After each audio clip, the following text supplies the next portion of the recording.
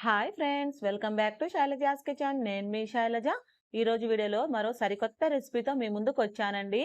సమయానికి ఇంట్లో దోశ పిండి, ఇడ్లీ పిండి, చపాతీ పిండి ఏం లేనప్పుడు కప్పు బియ్య పిండితో ఇలా దోశలు ప్రిపేర్ చేయండి. మెత్తగా సూపర్ ఉంటాయండి. తప్పకుండా ట్రై చేయండి. పిల్లలైనా పెద్దలైనా చాలా ఇష్టంగా తింటారు. ప్రిపేర్ చేసుకోవడం కూడా సింపుల్ ప్రాసెస్ అండి. 5 to 10 మినిట్స్లో ప్రిపేర్ చేసేసుకోవచ్చు. మరి ఎలా ప్రిపేర్ చేసుకోవాలో వీడియోలోకి వెళ్ళి చూసేయండి. ముందు ఒక మిక్సింగ్ బౌల్ తీసుకొని ఇందులోకి ఒక కప్పు వరకు పొడి బియ్యం పిండి వేసుకోండి. సేమ్ అదే కప్పు తోటి అరకప్పు వరకు శనగపిండి వేసుకోండి.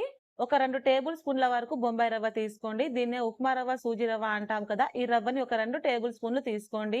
ఇందులో కొంచెం కొంచెంగా వాటర్ ని పోసుకుంటూ పిండిని గరిట జారుగా కలుపుకోవాలండి. వాటర్ మరి ఎక్కువగా వేసేస్తే పిండి ఉండలు కట్టి మనకు కలపడానికి టైం పడుతుంది. సో కొంచెం కొంచెంగా వాటర్ ని వేసుకుంటూ పిండిని గరిట జారుగా కలుపుకోవాలి. ఇలా ఒక విక్సర్ ఉంటే విక్సర్ తోని ఎక్కడ ఉండలు లేకుండా చక్కగా కలుస్తుందండి. లేదంటే మీరు గరిటతోనైనా చక్కగా కలుపుకోవచ్చు. పిండి మొత్తం కలిపిన తర్వాత కన్సిస్టెన్సీ చూపిస్తాను చూడండి. ఇలా ఈ కన్సిస్టెన్సీలో ఉండాలి. ఇప్పుడు దీనిపైన మూతను పెట్టేసుకొని 10 నిమిషాలు పక్కన పెట్టండి. మనం రవ్వ వేసాం కదా, రవ్వ చక్కగా నానుతుంది. 10 నిమిషాల తర్వాత మూత తీసి పిండిని మరొకసారి కలిపేసేయండి. ఇప్పుడు ఇందులోకి సన్నగా తురిమిన ఒక కప్పు వరకు కొత్తిమీర ఆకు వేసుకోండి. ఇందులో కొత్తిమీర ఫ్లేవర్ చాలా బాగుంటుందండి, ఎక్కువనే వేసుకోండి. ఒక పచ్చిమిర్చిని ఇలా సన్న ముక్కలుగా కట్ చేసి వేసుకోండి. మీ రుచికి సరిపడా ఉప్పుని వేసుకోండి. ఒక అర టీ స్పూన్ ఉప్పు అయితే కరెక్ట్ గా సరిపోతుంది. ఒక టేబుల్ స్పూన్ వరకు జీలకర్ర వేసుకోండి. ఫ్లేవర్ అయినా టేస్ట్ అయినా చాలా బాగుంటుందండి ఇలా జీలకర్ర వేయడం వలన. ఇందులో కలర్ కోసం పావు టీ స్పూన్ వరకు పసుపు వేసుకోండి. దీని వలన మనకు టేస్ట్ ఏం చేంజ్ అవ్వదండి, ఓన్లీ కలర్ కోసమే వేస్తాము. అలానే పావు టీ స్పూన్ వరకు కారం వేసుకోండి. ఒకవేళ మీకు కారం వద్దనుకుంటే స్కిప్ చేసి కూడా చేసుకోవచ్చండి.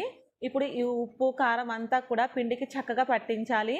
ఇలా బాగా కలిపేసేయండి వీడియోలో చూపించినట్టుగా.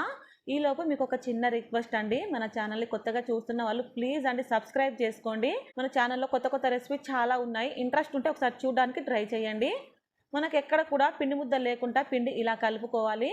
ఇలా గరిట జారుగా కలుపుకున్న తర్వాత వీటిని మనం దోశల కింద వేసేసుకోవడమే. నెక్స్ట్ స్టవ్ ఆన్ చేసి దోశ పెనం పెట్టుకోండి. ఈ పెనం కొంచెం హీట్ అయిన తర్వాత ఒక గరిటెడు పిండి పోసేసుకొని దోశలాగా మంచిగా స్ప్రెడ్ చేసుకోండి. ఇలా దోశ వేసేటప్పుడు మంట లో ఫ్లేమ్లో పెట్టి వేయండి, మనకు పల్చగా చక్కగా వస్తుంది. ఇలా దోశ వేసిన తర్వాత పైనుంచి కొంచెం ఆయిల్ని అప్లై చేసేసేయండి. ఇప్పుడు లో టు మీడియం ఫ్లేమ్లో దోశని మంచిగా కాల్చుకోవాలి. ఇలా ఒకవైపు మంచిగా కాలిన తర్వాత రెండొక వైపు ఫ్లిప్ చేసుకొని కాల్చుకోండి. చూసారు కదా, ఇలా మంచిగా కాలిన తర్వాత ఒక ప్లేట్లోకి తీసేసేయండి. మనం కలిపి పెట్టుకున్న పిండి మొత్తంతో కూడా ఇదే విధంగా దోశలా వేసుకోవాలి. దోశ వేసేటప్పుడు పెనం అనేది నార్మల్ హీట్లో ఉండేటట్టు చూసుకోండి. దోశ వేసిన తర్వాత లో టు మీడియం ఫ్లేమ్లో అటు ఇటు మంచిగా కాల్చుకోండి. అన్నీ కూడా ఇదే ప్రాసెస్లో మనం దోశ కాల్చుకొని సర్వ్ చేసుకోవడమే. టమాటా చట్నీతో లేదా పల్లి చట్నీతో సర్వ్ చేసుకుంటే టేస్ట్ అయితే చాలా బాగుంటుంది. తప్పకుండా ట్రై చేయండి ఫ్రెండ్స్. మరి ఈ వీడియో మీకు నచ్చితే నా ఛానల్ని సబ్స్క్రైబ్ చేసుకొని పక్కనే ఉన్న బెల్ బటన్ని క్లిక్ చేయండి. Thank you for watching.